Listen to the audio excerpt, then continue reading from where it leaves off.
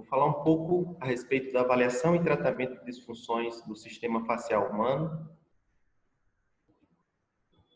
Para iniciarmos, eu gostaria que vocês assistissem comigo esse vídeo, bem breve, que foi registrado por um cirurgião de mão que faz a captura dos seus vídeos com endoscópio que amplifica em dezenas de vezes aí o espaço facial, principalmente no que diz respeito à matriz extracelular, e podemos, a partir disto, verificar aí a existência de todos esses elementos aí que constituem esse sistema facial que une o indivíduo da cabeça aos pés, do nível celular até o nível mais superficial do corpo, de maneira que possa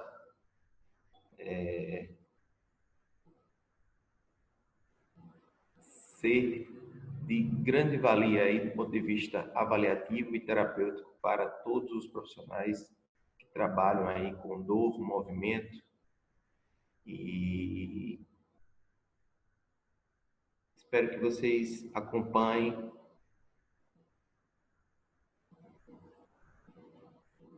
pouco a pouco aí os detalhes que eu vou passando a respeito do vídeo.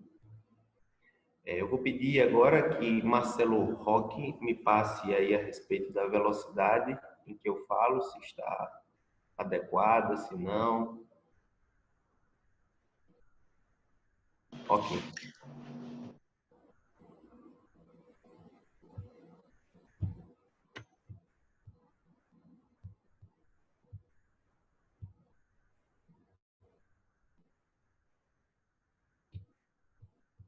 Vamos lá.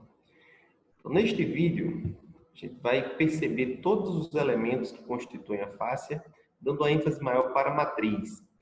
Então, todas essas estruturas cilíndricas que vocês vão ver a partir de então, formam o que nós conhecemos como a matriz extracelular da face do indivíduo vivo, sendo visualizado em tempo real. Esse registro aí é feito no momento em que esse cirurgião chamado Jean-Claude Guimbarteau, que faz esses registros de grande valia para nós, para que a gente possa perceber essa complexidade, esse emaranhado aí de fibras, principalmente fibras colágenas do tipo 1, que estão sendo tensionadas, como a gente pode visualizar, e estão conectadas também com citoplasmas celulares, que proporcionalmente estão em menor quantidade em cada foco, em cada região, como aqui é visto, por exemplo, citoplasma celular, em cada registro aí dessas imagens que são mostradas. Outro elemento que é bastante visível dentro desse mesmo vídeo é uma substância fluida que se desloca, que é extremamente valiosa aí para a capacidade de deslizamento dos componentes integrantes da face, que é a substância fundamental amorfa. A substância fundamental amorfa, diferentemente do que a gente vê, ouve e fala também, ela não é constituída exclusivamente por ácido hialurônico, que é um dos principais constituintes aí dessa substância. Ela também é formada por água. E essa água, ela vai servir também, em boa parte, para manter essa hidratação de todos os elementos que constituem essa face. A substância fundamental amorfa é de extrema valia para a capacidade de deslizamento entre as camadas faciais. E ter água em quantidade ideal e ácido hialurônico na quantidade ideal e também numa qualidade ideal seria fundamental para um ótimo deslizamento entre todos os constituintes da face, assim como para o deslizamento entre camadas faciais que se sobrepõem, estão adjacentes entre si. Sabendo que estes elementos não são os únicos que constituem a face.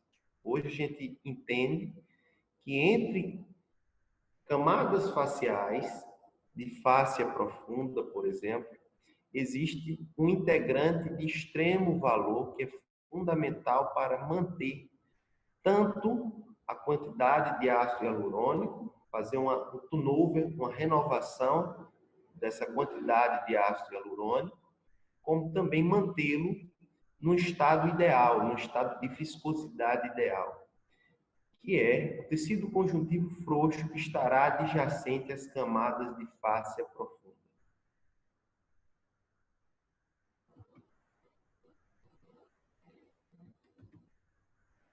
Para uma definição bem geral, bem generalista, a fáscia nada mais é do que a camada, um conjunto de camadas e invólucros de tecido conjuntivo que envolve e suporta todos os órgãos, ossos, músculos e nervos, assim como os vasos que vão ser muito importantes aí para manter tanto a matriz como as células, como todos os integrantes dessa fáscia bem nutridos, com um bom aporte de oxigênio, de nutrientes, de maneira a não trazer nenhum tipo de disfunção ou predispor nenhum tipo de lesão por hipóxia ou por déficit de micro ou macronutrientes.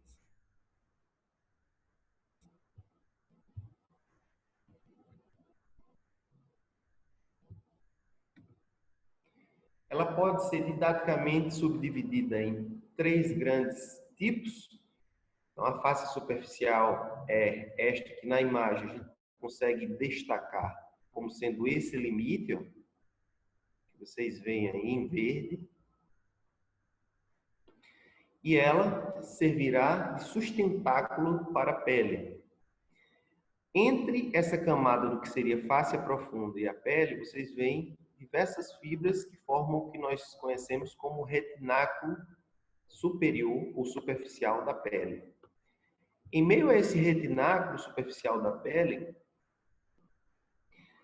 nós veremos tecido adiposo aí em grande quantidade, preenchendo, formando um tecido de preenchimento entre o que seria a derme e a face superficial.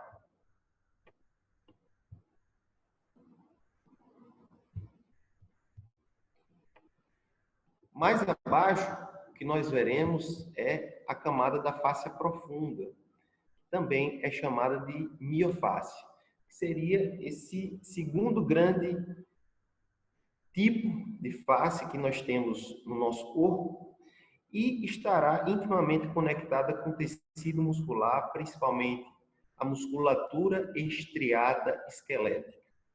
Ela vai servir como um envoltório desse grupo de músculos que são os estriados esqueléticos, a fim de que possa otimizar a função do tecido muscular.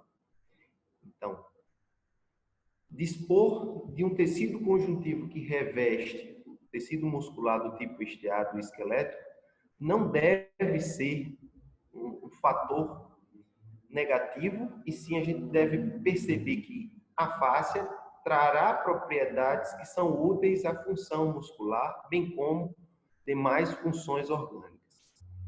Outro grande grupo de fáscia que vai estar recobrindo as nossas vísceras será a da fáscia subserosa, será o terceiro tipo de fáscia, também é conhecido como fáscia visceral. Cada um desses grupos, desses tipos de fáscia, nós teremos também subdivisões, como por exemplo da fáscia profunda, que ela pode ser subdividida em fáscia aponeurótica e fáscia epimisial. Essas fáscias têm características distintas e isso tem relação direta com a função para a qual elas estão predeterminadas.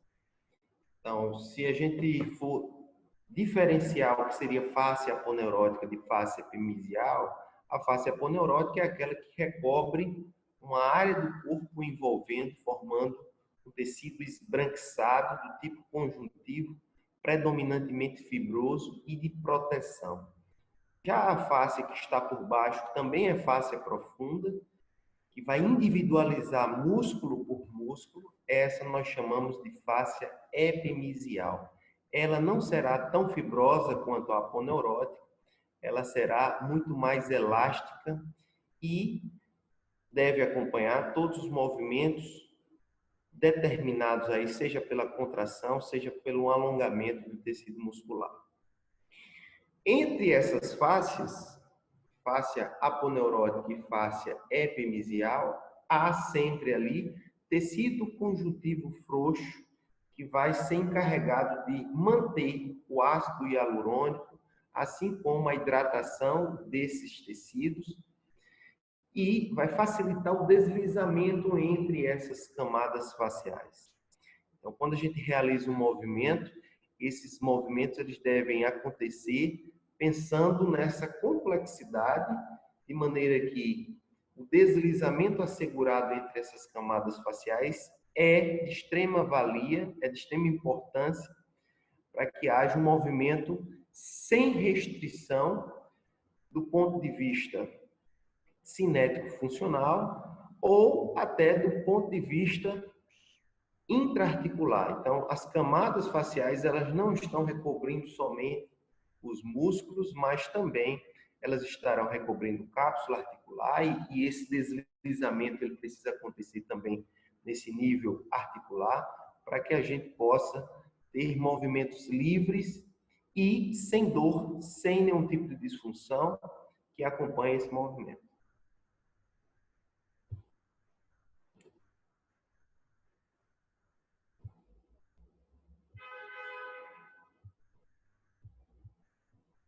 Um minutinho.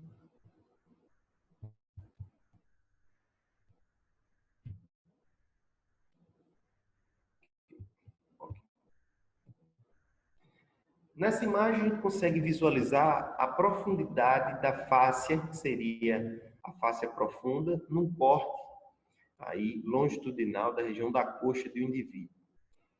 Dá para perceber quão profundo é esse tecido adiposo que vai estar entre a pele, entre a derme e entre aquela camada de fáscia profunda. Então, nessa linha aí, que vocês veem aqui, ó, dando um destaque,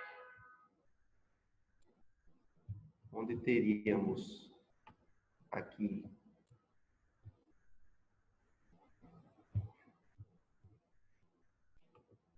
quando vocês veem aí esbranquiçado, isso aí seria determinado pela superfície da fáscia profunda que está intimamente conectada à fáscia aponeurótica, que vai recobrir todos os músculos da coxa.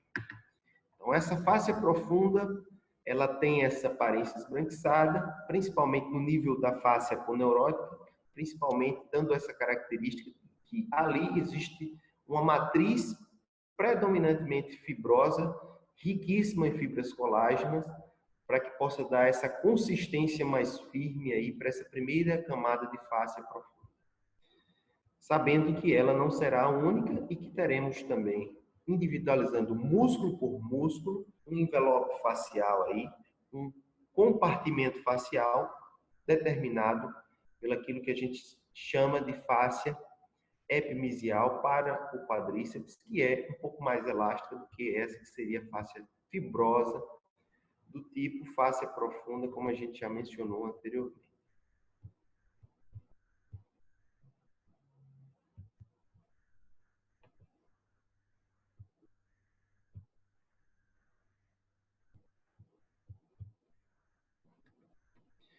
Uma definição um pouco mais elaborada, que foi estabelecida a partir do 4º Congresso Internacional sobre Pesquisa em Fáscia, pelo Thomas Findlay. Ele definiu a fáscia como sendo um conjunto de bainha ou folheto ou algum número de agregados que são passíveis de serem dissecados, ou seja, que a gente pode tocar, a gente pode individualizar essa face, de natureza de tecido conjuntivo, que se forma abaixo da pele para unir, envolver, separar músculos e outros órgãos internos. Então, o sistema facial é todos esses elementos que são unidos numa rede corporal que vai formar uma matriz fibrosa que nos une da cabeça aos nossos pés, que reveste todas as partes do nosso corpo e que tem uma capacidade muito grande de transmitir força. Então, esse sistema facial ele pode transmitir força em longas distâncias ao longo dos segmentos corporais. Por isso, se a gente tem uma lesão em uma área do corpo, ela pode interferir numa outra área completamente distante dessa área lesionada. E também incorpora funções sensoriais, ou seja, a fáscia é extremamente sensível. Se a gente puder mensurar para um cubículo de fáscia comparado ao tecido muscular do tipo estriado esquelético, nós teremos mecanorreceptores nesse cubículo de fáscia 9 vezes mais do que um cubículo de músculo estriado esquelético, para a gente poder mensurar, entender essa capacidade sensorial muito maior na face do que em todos os outros tecidos do nosso corpo. E também ela incorpora aí regulação de lesões. Ela tem um importante papel imunológico no que diz respeito aí a todos aqueles órgãos, tecidos que são revestidos por essa face. Então, a face ela pode ser visualizada como uma estrutura também de proteção para o nosso corpo, tendo em vista que ela tem esse papel de regular lesões. E aí, aquilo que eu falei para vocês anteriormente, entre face superficial e face profunda, nós teremos também tecido conjuntivo frouxo, que assume um importante papel para o turnover do ácido hialurônico, da hidratação dessas camadas faciais. Então, nessa imagem aqui, nesse corte histológico que vocês veem, dá para destacar nessa região, nesse intervalo aqui, ó, toda essa área, tecido conjuntivo frouxo se interpondo, intercalando-se com aquilo que seria face superficial, que está ligeiramente acima na imagem, e fáscia profunda, que vai estar revestindo o tecido muscular. Então, nessa imagem fica fácil de perceber também, no corte histológico, a disposição dessas camadas aí, às quais eu já me referi.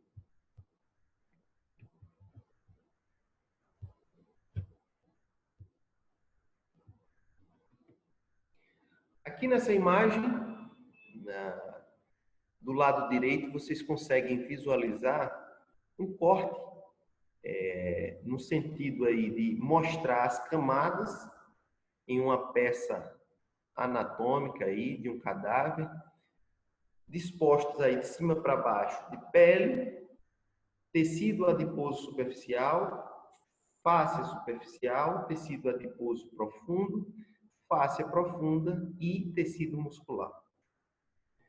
Principalmente tecido muscular do tipo estriado esquelético. Quando a gente visualiza isso na ultrassonografia, que hoje a gente faz uso dessa ultrassonografia cinesiológica, a gente pode perceber que isso se assemelha bastante, só que com diferentes formas aí de visualização nesta imagem. Dá para diferenciar bem através da ultrassonografia cada um desses itens aí dispostos em camadas.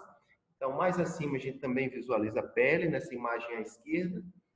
A gente visualiza aí o tecido adiposo superficial, a face profunda, a face superficial, seguida do tecido adiposo profundo e face profunda, revestindo, recobrindo o tecido muscular tipo estriado esquelético.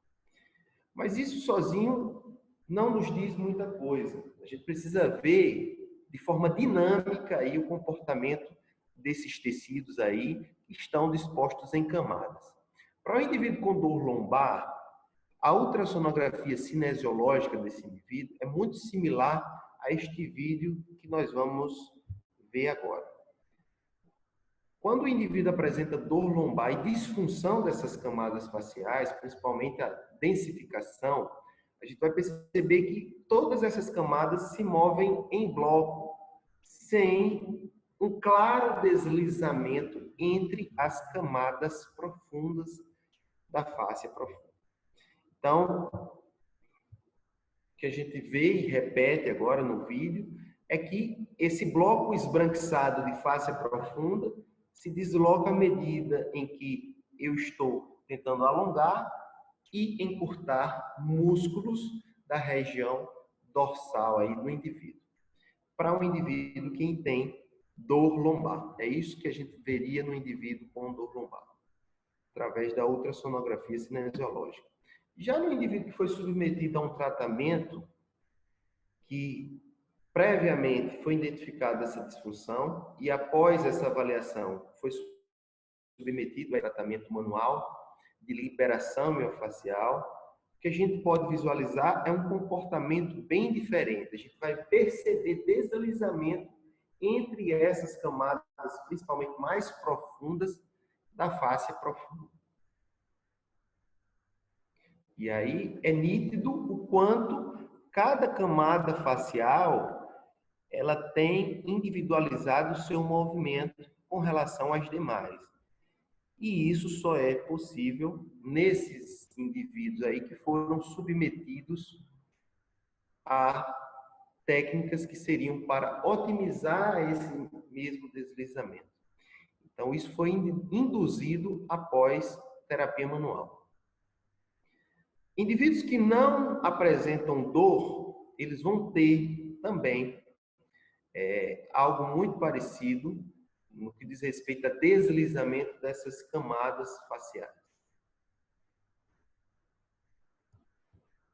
Seguindo, para que fique claro que a face ela não só recobre tecido muscular, ela também vai estar aí revestindo veias, como a gente vê aí nesse corte histológico, ela vai também estar envolvendo aí com outros envoltórios aí, não só revestindo externamente o músculo, mas formando compartimentos cada vez menores aí dentro de um mesmo músculo, alcançando camadas ainda mais profundas para individualizar fibra por fibra dentro do tecido muscular do tipo estriado esquelético.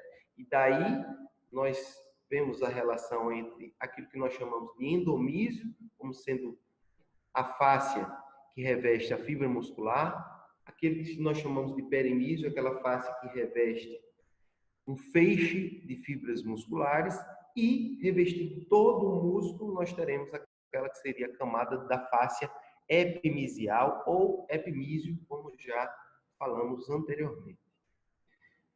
Isso também vai acontecer para o tecido nervoso, então os nervos periféricos eles serão revestidos por face, e essa face que reveste, esse envoltório facial que reveste o tecido nervoso, ele assegura maior capacidade de extensibilidade a esse tecido, que é de fundamental importância aí para movimentos corporais, tendo em vista que nervos também serão tensionados ao longo de um movimento, como um movimento de abdução, como um movimento de abdução horizontal do ombro, para que não haja nenhum tipo de prejuízo funcional para o indivíduo, tendo a ideia de que todo movimento ele precisa produzir alguma tensão sobre, seja tecido muscular, seja tecido nervoso, a fim de que o indivíduo possa ter uma amplitude de movimento normal.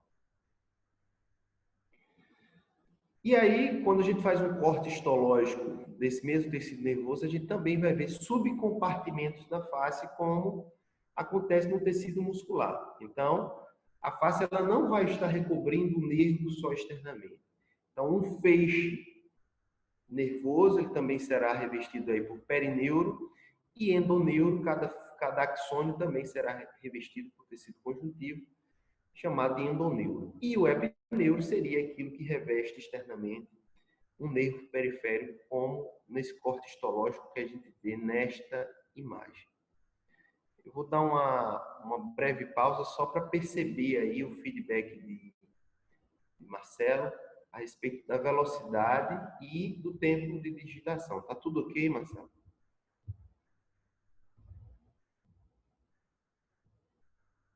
Ok. Sim, aqui está tudo tranquilo. E aí, se os demais estiverem acompanhando ou não, pela velocidade que eu falo, por favor, me passem também um feedback, que vai ser muito importante para a gente regular isso aí, para que a compreensão seja otimizada.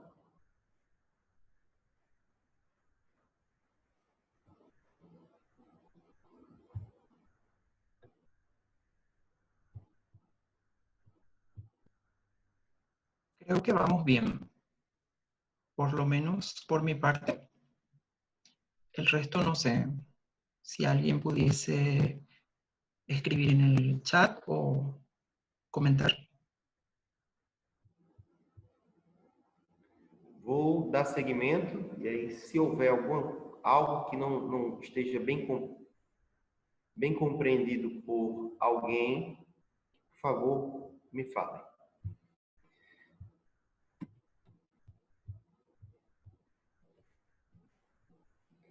Ok. Falando um pouquinho sobre as propriedades da fáscia, inicialmente a gente precisa conhecer a composição da fáscia, os componentes da fáscia. Ok. Os componentes da fáscia estão subdivididos em 3 grandes grupos. Então, um grupo vai ser formado por células,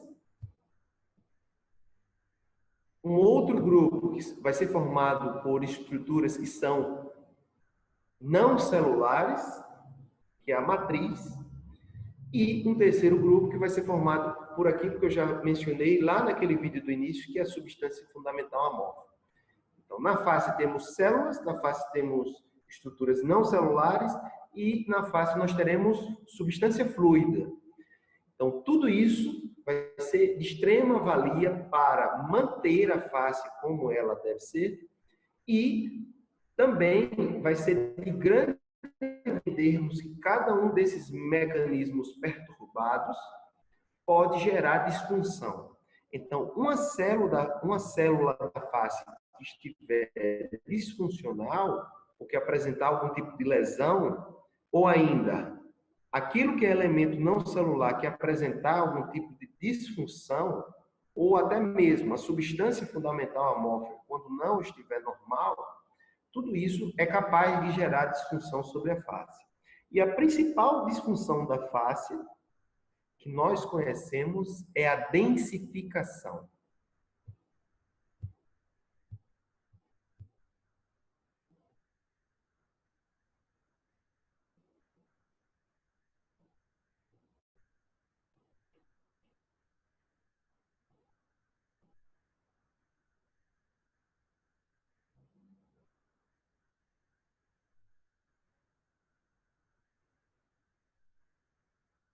Ok. Já respondendo aqui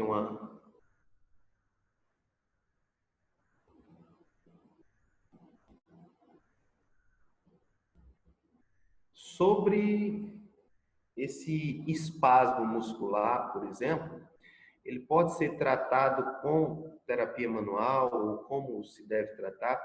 Eu vou falar um pouquinho à frente a respeito disso. Vocês vão entender claramente as técnicas que vão seguir adiante. Mas dá para, sim, através de técnicas de terapia manual, tratar esses espasmos aí que são encapsulados dentro da fáscia profunda, como foi a dúvida de uma participante aí. Então, voltando para cá, o que seria ideal? Dentro de um cenário ideal do sistema facial humano, a substância fundamental amorfa, que é constituída por água e íons, e principalmente ácido hialurônico, ela deve estar no estado ideal, que é chamado de estado sol. Esse estado solúvel, de fluidez, de máxima fluidez do ácido hialurônico, favorece também ao máximo o deslizamento entre as camadas faciais. O que seria disfuncional para essa substância fundamental amorfa? Quando o ácido hialurônico não está no estado sol e sim passa a assumir um estado mais viscoso, que é chamado de estado gel, que é isso que está posto aqui abaixo. Quando isso acontece, a capacidade de deslizamento entre as camadas faciais ela é reduzida. E tudo se move em bloco, isso restringe movimento amplo, isso restringe também a funcionalidade plena dos integrantes dessa face. Isso vai tornando-se um ciclo que gera outras disfunções dentro do sistema facial. Então, se o ácido hialurônico ele não está no estado sol, e sim, ele passa a assumir o estado que a gente chama de gelatinoso ou gel, até a própria matriz ela vai se tornar prejudicada num cenário como esse, no que diz respeito à capacidade de enviar substâncias em meio a essa matriz. Sabendo que a matriz ela será formada não só por fibras colágenas, fibras elásticas, mas também por vasos. Então, tudo que não é celular, que é cilíndrico, forma essa matriz. Então, os vasos sanguíneos numa fáscia que apresenta ácido hialurônico no estado gel, vai ter sua capacidade de condução de substâncias diminuída também. Assim como os nervos que vão estar em meio a essa matriz podem apresentar aí diminuição da sua capacidade de deslizamento em virtude desta densificação que já se inicia. O que pode acontecer também na matriz para torná-la disfuncional é o aumento da concentração de fibras colágenas. Isso também tende a tornar essa matriz um pouco mais fibrosa. Isso limita também a capacidade de deslizamento entre as camadas faciais. E todas as outras células, elas podem também se apresentar disfuncionais ao ponto de gerar também mais densificação. Indivíduos que apresentam inflamação sistêmica silenciosa, seja pelo aumento do percentual de gordura corporal, seja por uma lesão, por cirurgia que foi submetido, seja por apresentar um quadro de doença crônica não transmissível, como, por exemplo, hipertensão, diabetes, ele vai ter afetada a sua matriz extracelular e também a consistência do seu ácido hialurônico em diversas partes do seu corpo, em virtude de ter muito mais citocinas que são pró-inflamatórias. Num cenário como esse, onde mais citocinas pró-inflamatórias são liberadas em todos os instantes do dia do indivíduo, para esse indivíduo com inflamação sistêmica silenciosa, o ácido hialurônico ele estará no estado predominantemente gelatinoso, o que dificulta muito mais aí o deslizamento entre as camadas faciais.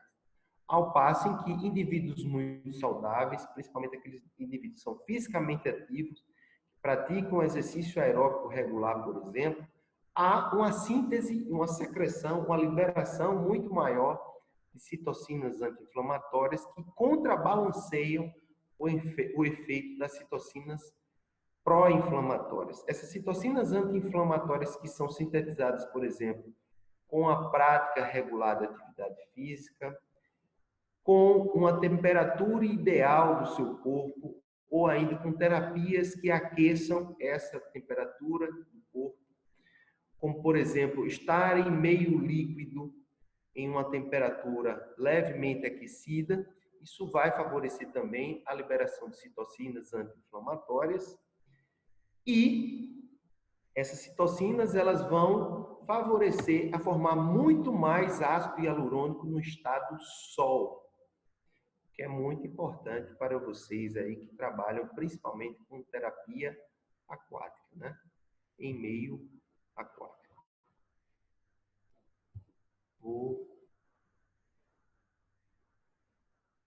Ok.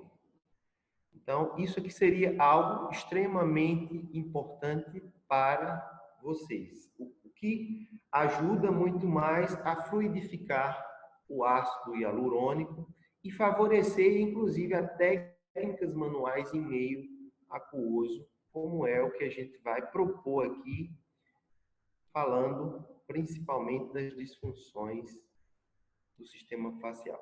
Um dos elementos celulares que é de extrema valia também para nós, para que a gente possa entender um pouco mais sobre o papel da face na manutenção da postura corporal, é o miofibroblasto, ou aqueles fibroblastos que se diferenciaram em virtude de carga de tensão sobre uma determinada área do corpo. Então, os miofibroblastos se assemelham muito às células lisas que se contraem sem um comando voluntário. Esses miofibroblastos, eles podem gerar tensão sobre a face. Então, aquela ideia antiga de que a face é um tecido conjuntivo passivo, que não é capaz de produzir estímulos contráteis, isso não pode ser reproduzido mais hoje em dia. A gente precisa entender que a face ela é sim capaz de se contrair graças à ação dos miofibroblastos. Mas como a gente pode regular essa contratilidade maior ou menor do tecido facial? Graças a estímulos táteis localizados para áreas específicas onde eu quero que ali exista uma tensão maior do sistema facial. Então, vou falar lá na frente como isso pode acontecer mediante estímulos que são de compressão mantida juntamente com contração isométrica. Então, isso vai favorecer a melhorar o tônus facial quando, principalmente, isso for mantido ao longo de um tempo. Então, quando a gente faz uma contração isométrica com compressão sobre uma determinada área, isso seria um estímulo para ativar a miofáscia local. Para mostrar o quanto é contrátil o miofibroblasto, nós temos essa imagem aqui, ó, de um miofibroblasto se deslocando, realizando sua contração, que não é necessariamente uma contração como um músculo estriado esquelético, mas que, como tem elementos que se conectam entre a matriz extracelular e esse miofibroblasto, quando ele se encurta, quando há uma mudança no citoplasma desse miofibroblasto, graças aos filamentos de actina que existem ali nesse miofibroblasto, quando ele se encurta, toda a matriz também é encurtada juntamente com ele. Falando sobre um pouco das propriedades sensoriais da face, alguns dos elementos que são muito importantes aí na face são os fusos musculares ou neuromusculares, que vão estar não somente no tecido muscular do tipo estriado esquelético, mas também em meio à matriz.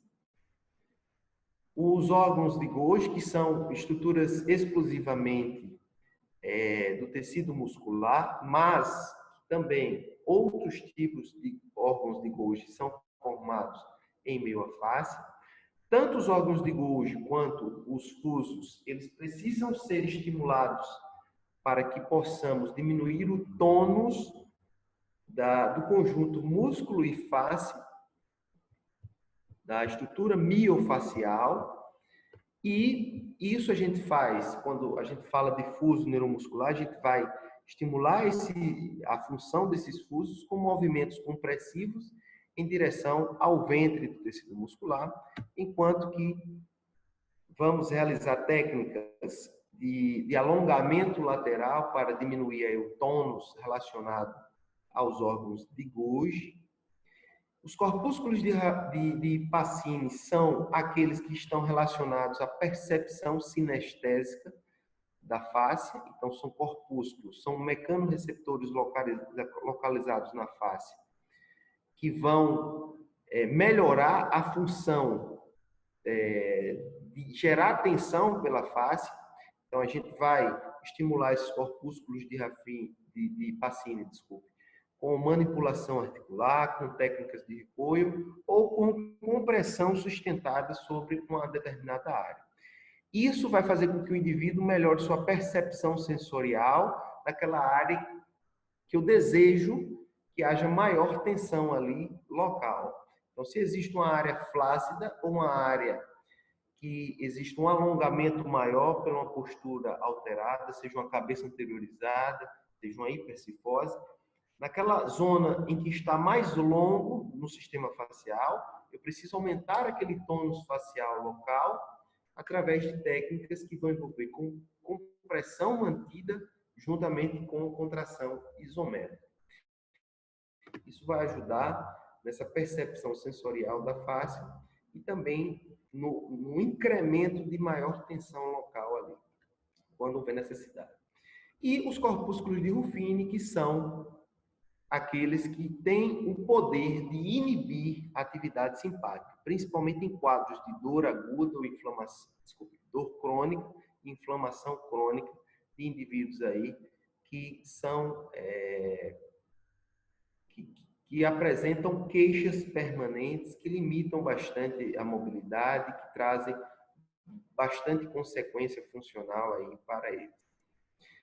O trabalho que a gente deve desenvolver para produzir esse efeito inibitório aí via corpúsculos de Ruffini deveria ser um trabalho de liberação miofascial clássico, como foi proposto pela Aida Pauline Ruff, que é uma das principais representantes da técnica de liberação miofascial ainda hoje. E as terminações nervosas livres, que estão ali em meio à face, em todos os tecidos do nosso corpo, que podem ser utilizadas para inibir a dor. Como é que nós vamos estimular esses corpúsculos aí, que são as terminações nervosas livres, através de toque leve sobre a pele ou estimulação bem mais profunda, estimulando inclusive o periósteo aí, que seria aquela face que recobre o tecido ósseo. Formas de abordagem terapêutica ou de tratamento propriamente dito, a gente pode fazer liberação puramente em áreas onde a face superficial está muito mais próxima à face profunda, como no caso aí das linhas de adesão. A gente pode utilizar essas linhas de adesão para melhorar aí a fluidez, a capacidade de deslizamento da face ou dos constituintes da face. Uma forma de avaliarmos o indivíduo pode incluir todos esses itens aí. A palpação, para identificarmos zona de densificação facial. Então, se eu percebo que existe um bom deslizamento, ali seria algo ideal. Mas se eu faço uma palpação leve e percebo que meu dedo não consegue deslizar, não consegue promover um deslizamento da pele sobre a fáscia superficial ou a fáscia profunda, ali possivelmente existirá uma área de densificação, que é a principal disfunção facial. Os testes de mobilidade específica, então, se existe zona de densificação, isso vai limitar o movimento desse segmento corporal aí.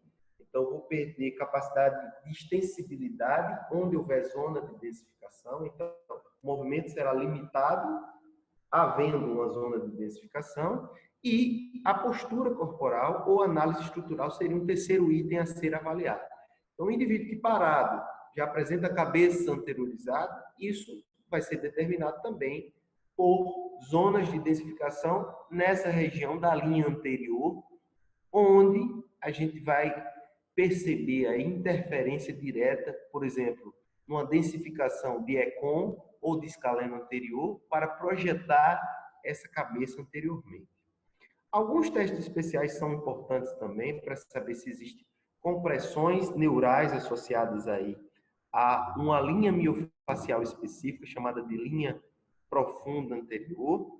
E aí, para isso, nós fazemos testes ou provocativos ou testes de alívio para saber se existe densificação na linha profunda anterior. Parando um pouquinho aqui para perceber o feedback, por favor, Marcelo, poderia me passar aí, está dando para acompanhar os demais participantes, está tudo ok?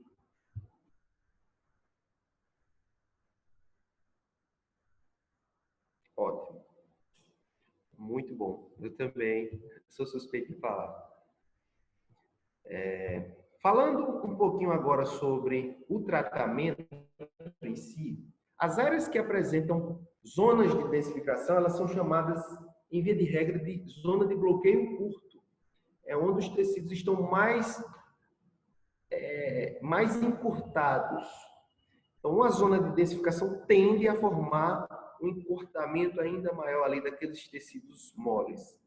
Nessa imagem especial aqui, ó, uma zona de bloqueio curto seria essa área do peitoral menor, peitoral maior, como vocês veem aqui, ó, nessa imagem. Aqui seria a área alvo de uma liberação miofascial para um indivíduo que tem ombros protrusos, certo? E percebam que isso vai trazer consequências funcionais, principalmente para aquela área anatomicamente oposta, aquela que tem um papel antagônico do ponto de vista cinesiológico. Então, quem está numa posição contrária a essa área que está com bloqueio curto, sofrerá pelo alongamento, pela distensão ali dessas estruturas. Então, quem está nessa outra posição aqui que eu vou destacar agora, aqui, ó, nessa região, estará certamente suscetível a mais sintoma. E não é à toa que temos muito mais tendinites, por exemplo, naqueles tendões dos músculos posteriores, como o supra e o infra, por exemplo. Então, para esses indivíduos com tendinites, a semelhança do que foi até mencionado anteriormente pelo último palestrante, fazer a liberação dessa linha anterior pode ajudar muito para esses indivíduos que apresentam essa sobrecarga dos tendões posteriores. Assim como para aqueles indivíduos que apresentam queixa na região do trapézio, fibras superiores, ou ainda dores nessa região posterior de uma forma em geral. Sabendo que o que é importante também é fazer um trabalho complementar. Para quem tem bloqueio longo, ou seja, para quem está nessa posição aí, todas essas estruturas que estão alongadas nesse cenário, elas precisam ser ativadas também imediatamente após as técnicas que são de liberação. Então, uma vez que eu vou liberar essa porção anterior, eu preciso ativar aquilo que está alongado. Preciso ativar o papel dos miofibroblastos ali, utilizando, inclusive, a ativação dos corpúsculos de Pacini para melhorar essa consciência ali de maior tensão naquele local. E sempre a gente passa exercícios domiciliares para integrar, para alongar aquela zona de bloqueio curto e encurtar cada vez mais aquela zona de bloqueio longo. Então, exercícios que envolvam essa dupla função de alongar quem está curto e aumentar a tensão, aumentar ali o papel de ativação daqueles miofibroblastos, será de extrema importância para a manutenção aí dos ganhos funcionais, ganhos de força, ganhos de amplitude de movimento, ganhos de flexibilidade, para esse indivíduo que está sendo acompanhado pela liberação miofacial. É importante que se diga que as técnicas de liberação miofacial, elas não são exclusivamente estruturais, que provocam um cisalhamento sobre a fáscia profunda. Então, esta também é uma importante mensagem que deve ser dada quando a gente fala em liberação miofacial. As pessoas falam muito em liberação miofacial e associam a liberação exclusivamente à dor durante a liberação. E não é isso. Existem técnicas de rebote miofacial, existem técnicas de relaxamento miofacial que são funcionais, que não devem envolver dor alguma, que vão ser importantes para aqueles indivíduos que já apresentam inflamação sistêmica silenciosa, como já mencionamos anteriormente.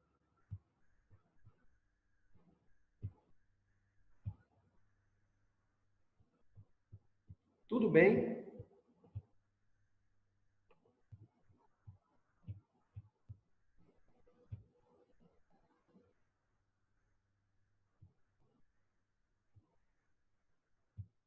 Ótimo.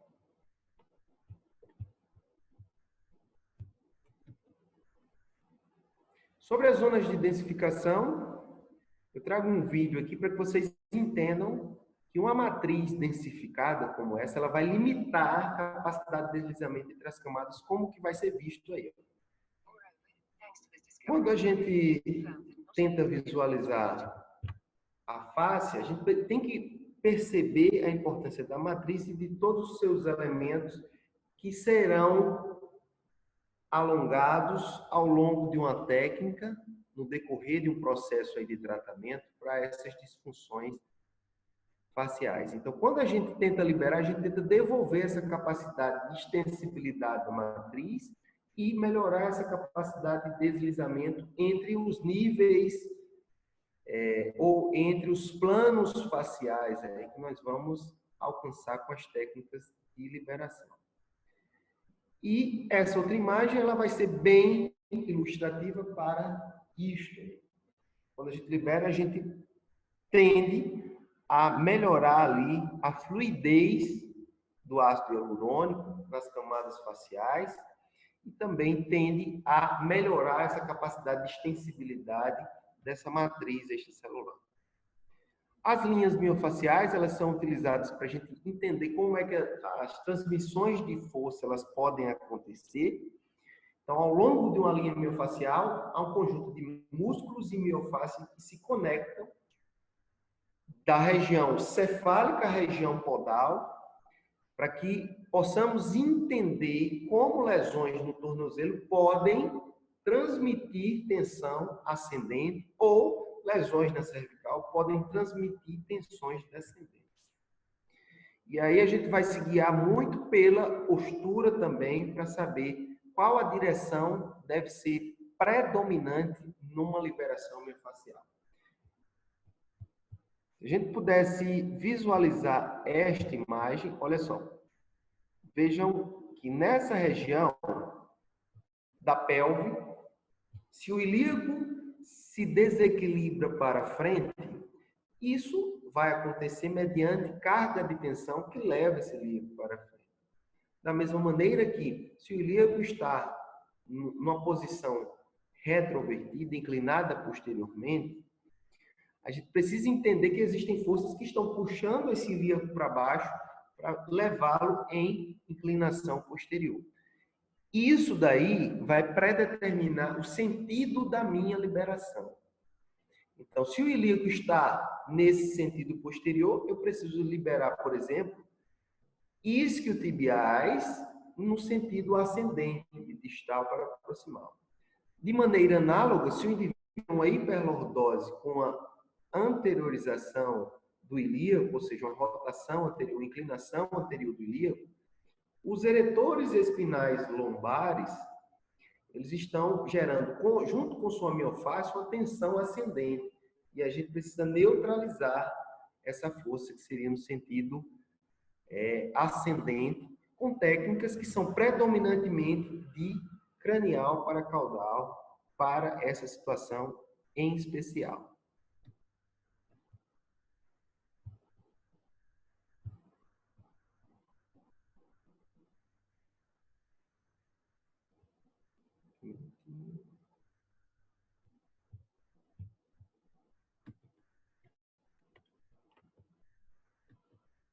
Então, algumas técnicas aí que são utilizadas para liberar a linha superficial posterior, ao nível da região plantar, ao nível de gastrocnêmios de sólio, ao nível de isquiotibiais, ao nível dos eretores cérvico-tóraco-lombares,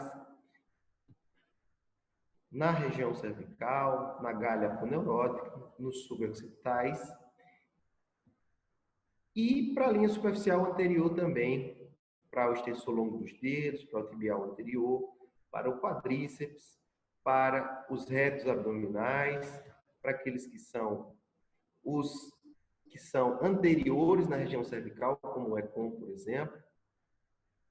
E eu gostaria de, antes de finalizar, mostrar somente um videozinho ilustrando uma dessas técnicas que nós utilizamos.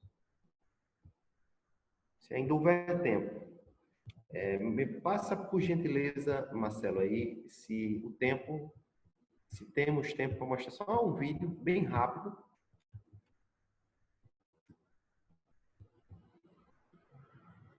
Seis minutos, ok. Tempo suficiente para a gente mostrar isso aqui.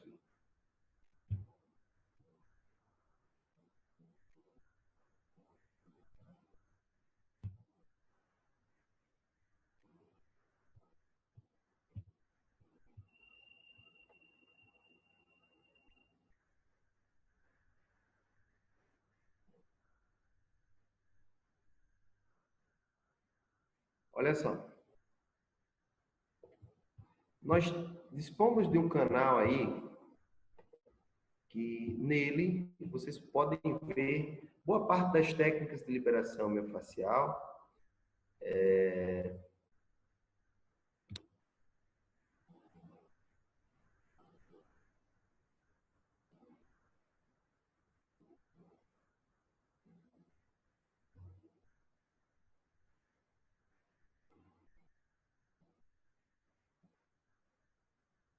Ótimo.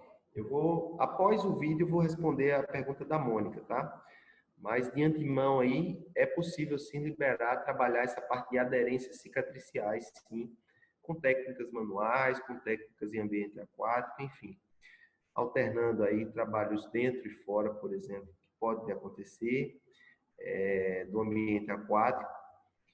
E se o uso da procaína, esses anestésicos aí, eles podem produzir uma analgesia local somente. E depois de passado esse efeito aí, vai haver um certo prejuízo funcional aí no que diz respeito aos componentes da matriz facial. Tende a se formar muito mais fibra colágeno numa área como essa.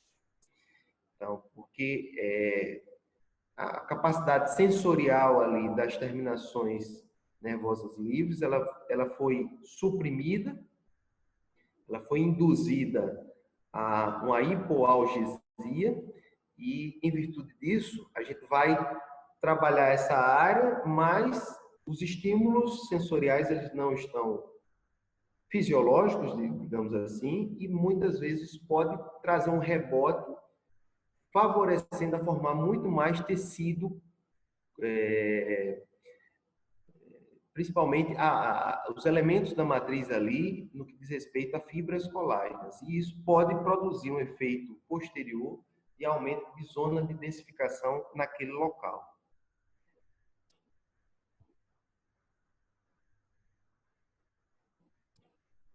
Ok. Vou passar bem rapidinho aqui esse vídeo, vou mudar só um minuto aqui para eu mudar a forma de exposição. Ok. Então, nesse canal aqui no YouTube, Maestro Mota, a gente pode ter acesso a vídeos como este aí, onde a gente mostra técnicas de liberação miofascial. Essa é uma técnica de liberação para o quadrado lombar, que utiliza bastante aí em indivíduos que apresentam lombalgia associado à zona de densificação miofascial.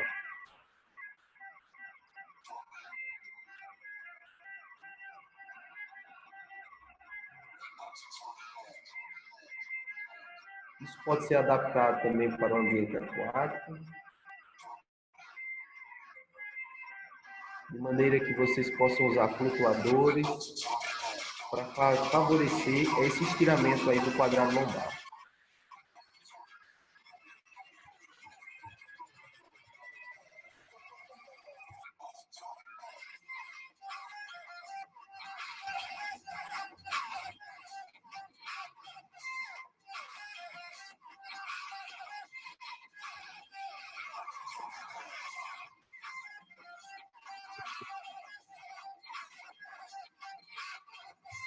Ok. Para aqui, voltar para a finalização, só um minutinho.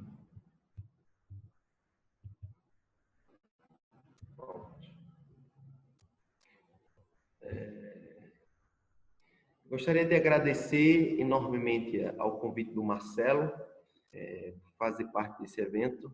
Espero ter ajudado. Estou aqui aberto a arguições para quem desejar entrar em contato, acompanhar um pouco mais do nosso trabalho.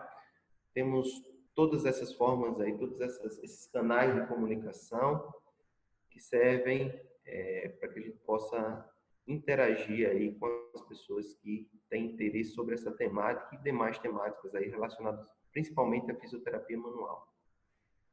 Um forte abraço a todos e fico aqui à disposição de perguntas.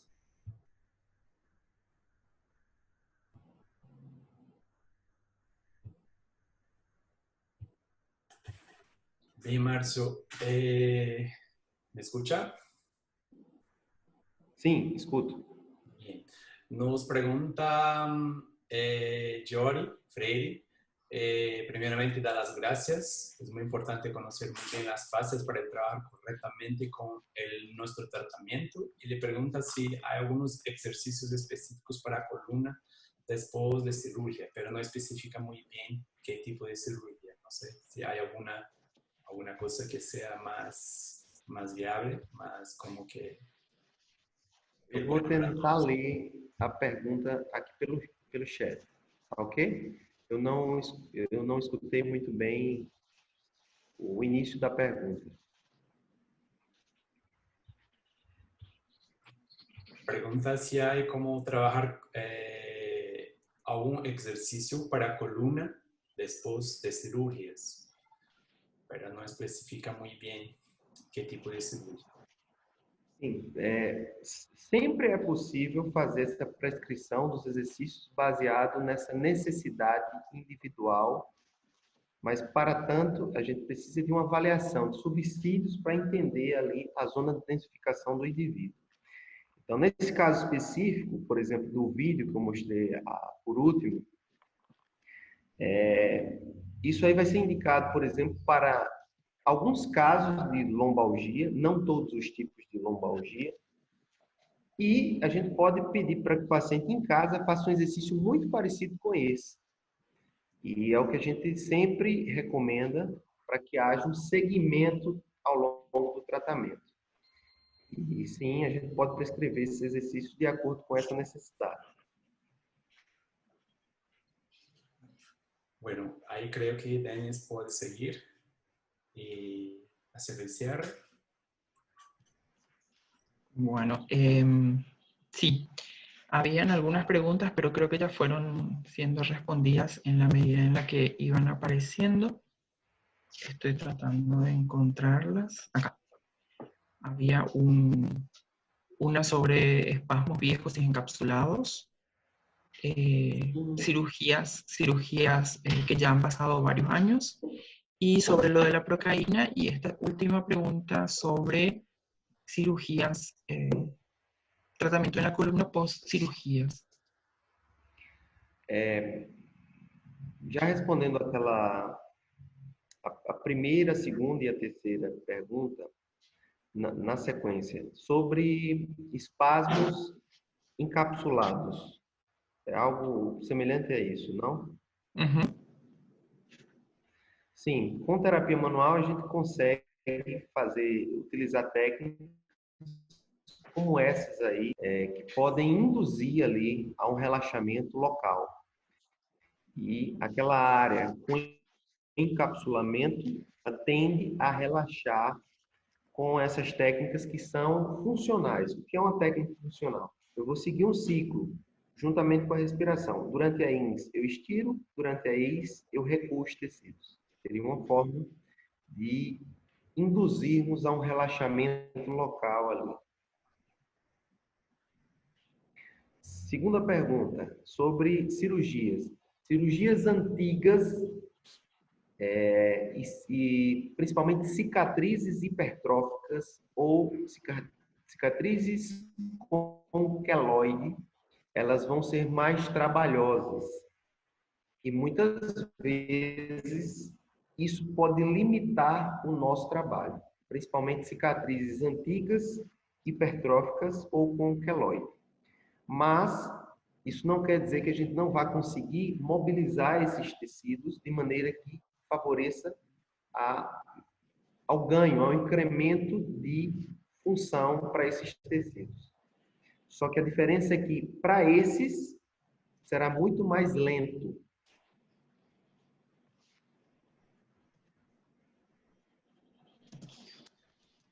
A terceira pergunta.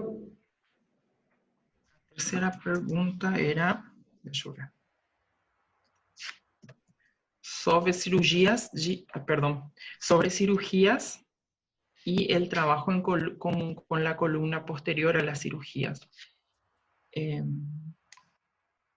Depende muito de que tipo de cirurgia. Então, existe, por exemplo, as artrodeses que inviabilizam aí estiramento de tecido, mesmo porque não haverá movimento articular. Então, aquele segmento não há infusão, não haverá ali possibilidade de estirar tecido mole. Isso é limitante. Mas outras cirurgias de reparos menores, onde não há anquilose, onde não há elementos protéticos, por exemplo, há indicação ali de utilizarmos técnicas que são de melhora dessa capacidade de deslizamento entre as camadas faciais. En pacientes con profunda adherencia lumbar baja, con exceso de peso, sin resultados, con tratamiento de hace 9 meses. O finalzinho eu não compreendi. Marcelo, vos estás escribiendo, no comprendo la pregunta también yo. Dice, una paciente con profunda adherência na coluna lombar baixa, um tratamento já há 9 meses, sem resultado, é uma dentista, tem má postura, é obesa, tem bastante dor, e os exames mostram que é em tecido mole, não existe um acometimento em vértebras nem em discos. Tem uma linha muito especial, tem relação com histórias parecidas com essa, uma de linha profunda anterior. Na região do quadrante inferior, a partir da região torácica baixa, a gente vai ter uma conexão facial muito forte que pode estar associada a esse quadro, quadros como esse. Então, lembrem sempre do diafragma, do quadrado lombar e do ilho-pessoas. Eles estarão nessa linha profunda anterior muito densificados, principalmente para indivíduos que apresentam compressões neurais ou dores que são persistentes nessa região lombar baixa. Como foi dito também sobre o excesso de peso, eu imagino que se houver ali uma hiperlordose maior nessa região lombar baixa, certamente esses três, diafragma, quadrado lombar e ilho-pessoas, eles precisam ser liberados. E aí são técnicas bem mais profundas para que a gente possa alcançar esse nível aí de camadas da face profunda.